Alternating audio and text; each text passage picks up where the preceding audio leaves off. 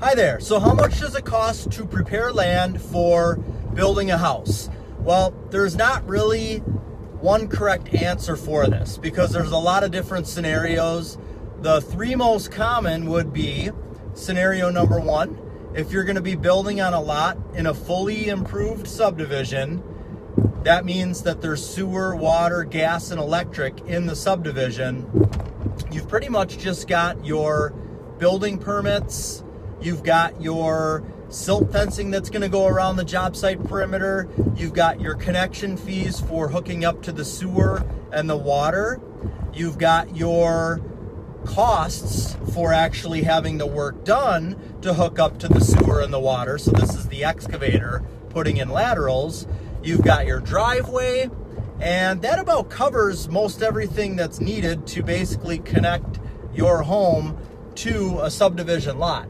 So where we live in southeastern Wisconsin, more specifically, we'll take Mount Pleasant, for example, the approximate cost to prepare a lot for building a house in a fully improved subdivision is about $17,500. And that includes all of the building permits, concrete driveway, the survey work, silt fencing around the job site, the sewer and water hookups, pretty much everything aside from the actual lot cost and home building cost. The other scenario is if you're going to be building on a lot that is fully improved minus it doesn't have water. So there's a lot of neighborhoods that will have sewer, but they don't have water run to it.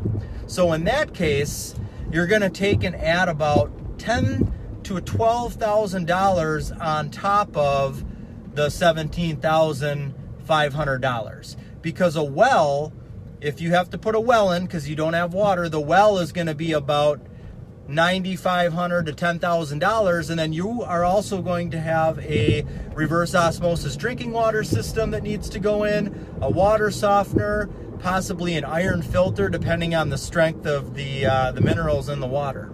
Scenario number three is building on raw land. So this is just, we're building on a farm field in the woods, somewhere where there's no sewer, there's no water, there's gas and electric, but it's way out at the road and you want to be, 150 feet off of the road. Well, in that case, I put an average of about $40,000 to those raw land improvement costs. So let's pretend you're going to build a house on a piece of raw land and you want to be set 150 feet off the road. There's no sewer, there's no water, there's gas and electric, but it's at the road and it's got to go 150 feet. The overall cost, land improvement costs, are going to be approximately $40,000 for this. And that's going to include a 150-foot long stone driveway. That's also going to include the septic mound system, which is anywhere from $14,500 to $15,500 for a good average there. That's also going to account for your well and the reverse osmosis drinking water system, the water softener that you'll need. That does account for the building permits as well. And if there is silt fence that's needed, survey site work. So those are the different things that you have to account for when you're asking yourself, how much does it cost to prepare land for building a house?